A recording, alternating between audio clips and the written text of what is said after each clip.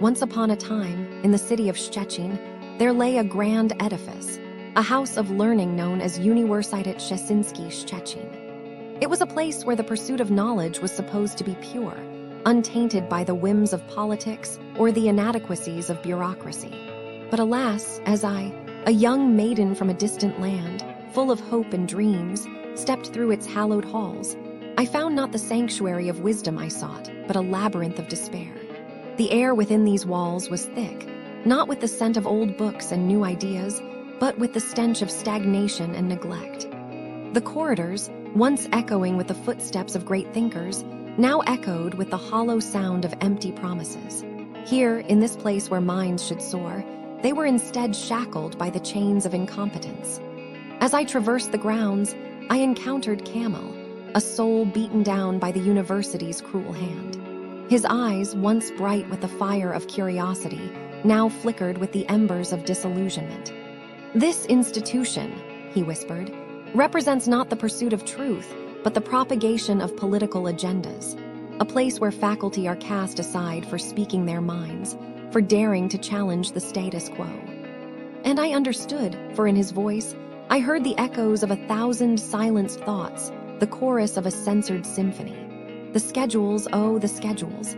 They were as constant as the shifting sands, a source of chaos that left students bewildered, adrift in a sea of uncertainty.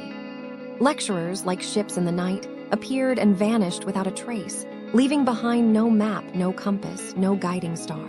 The bureaucracy was a many-headed hydra, each head breathing fire upon the mountains of paperwork that stood between a student and their simple desire as a transcript, a certification, a degree. The professors, those revered sages of academia, often seemed more phantom than flesh, their presence as fleeting as a shadow at dusk. They read from their slides as if reciting from a sacred text, their voices monotone, their passion extinguished by the drudgery of routine. The facilities, once the pride of Szczecin, now lay in disrepair, their former glory smothered by the dust of indifference. And oh, the canteen, a place where sustenance should nourish both body and soul, instead served up plates of disappointment, each meal as bland and uninspired as the last. The food was not just food. It was a symbol of neglect, a daily reminder of the university's disregard for the basic needs of its charges.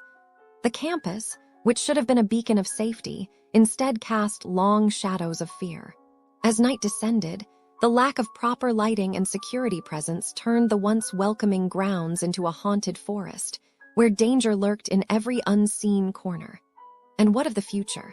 The university's promise of career support was but a mirage, vanishing upon approach, leaving students to wander the desert of unemployment without guidance or aid.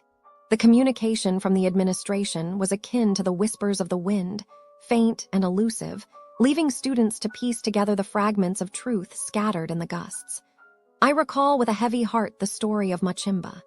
See, Shamboko, whose dreams of enrollment were dashed upon the rocks of absurdity. Application processes should be the bridge to new beginnings, yet here they were, fortified by unnecessary demands and shrouded in confusion.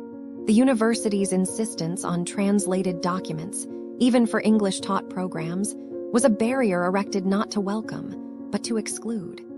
The tales of woe were countless, each one a thread in the tapestry of disappointment that adorned the walls of Uniwersytet Szczeciński Szczecin. The students, the faculty, the very spirit of education were all casualties of a system that valued conformity over curiosity, politics over pedagogy. And so, my friends, I stand before you not as a conqueror, but as a humble chronicler of truths. I ask you, dear Lee, Stenners, to join me in a chorus of lament for the Businesses near Uniwersytet Szczeciński Szczecin feel like they were designed by someone who hates joy and studied how to disappoint at university. I walked out of the campus gate expecting coffee, maybe a warm sandwich. Instead, I stepped into an economic black hole where wallets go to die and dignity gets mugged in the parking lot.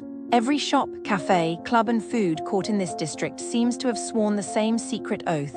We will charge premium prices for thrift store quality, and if the customer notices, we will blame the Wi-Fi.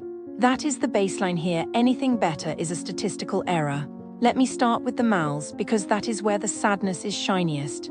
Galaxy Centrum looks like a spaceship that landed, opened its doors, and immediately caught a cold.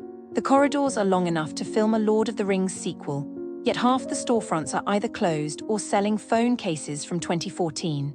The management apparently believes pets are radioactive security, will make you carry your dachshund like a handbag of plutonium, even in the common areas. Inside the Pastisik kiosk, an elderly cashier keeps a private exchange rate if your Polish accent wobbles. The price of a snack doubles. One Italian visitor paid 25 zloty for a pastry the size of a matchbox when he came back with a Polish friend. The granny silently refunded the difference, face as guilty as a cat next to a broken vase. Upstairs, the toilets break so often the staff should sell tickets to the one working cubicle. On the food court, every power socket is decorative. Plug in your phone and watch the battery icon laugh at you. The parking app crashes more often than a drunk cyclist, so after you spend 2,000 zloty on groceries, you still have to beg a guard to raise the barrier. Cameras, none. A man returned to find his driver's door handle snapped off, and the parking officer just shrugged. This is Zone A2, the Wild West. We do not do evidence here. That is the mall next to the university, a place where you pay luxury prices, walk marathon distances, and leave with less car parts than you arrived. Restaurants in this quarter treat spice like a war crime and hygiene like a bedtime story. Napoli chulo sounds exotic, but the kitchen appears to use curry powder as beige food coloring and oil as gravity. Diners wait 40 minutes for a lentil soup that arrives as orange puddle. No lentils, only the memory of lentils.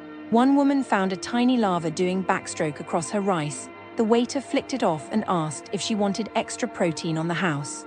Cutlery comes pre-greased, tables sticky enough to hold your elbows hostage. The owner circles the room like a nervous shark, micromanaging waiters until they forget which table ordered what. Plates leave the kitchen, wander the floor, then return home rejected. Online orders get cancelled after half an hour, no phone answered. The money stays in limbo like a soul waiting for reincarnation. A guest once loved the flavor so much he ignored the grime, but on his last visit the butter chicken tasted instant. 6 scraps of bird floating in fluorescent gravy that smelled of stock cube and regret. He threw the meal, container and hope straight into the bin. If you crave Nepali food, my advice is to buy a postcard of Kathmandu, sniff it, and cook at home. You will save cash and avoid the oil slick. Central Cafe markets itself as the cozy heart of the campus, yet the staff treat plates like relay batons: grab, sprint, disappear. Customers return from the toilet to find their half-eaten soup gone, spoon still standing in midair like a cartoon character who has not noticed the ground vanished. One family held a memorial dinner. The waiters cleared the table while widows were mid-toast, stacking chairs loudly enough to signal your grief is overtime. The orange drink fermented quietly, developing a slight fizz of unintended champagne. When guests asked for refills, the carafe was whisked away and never seen again, probably filed under evidence. Management later claimed the party brought too much alcohol, brought too little sorrow, and stayed too long in their own sadness.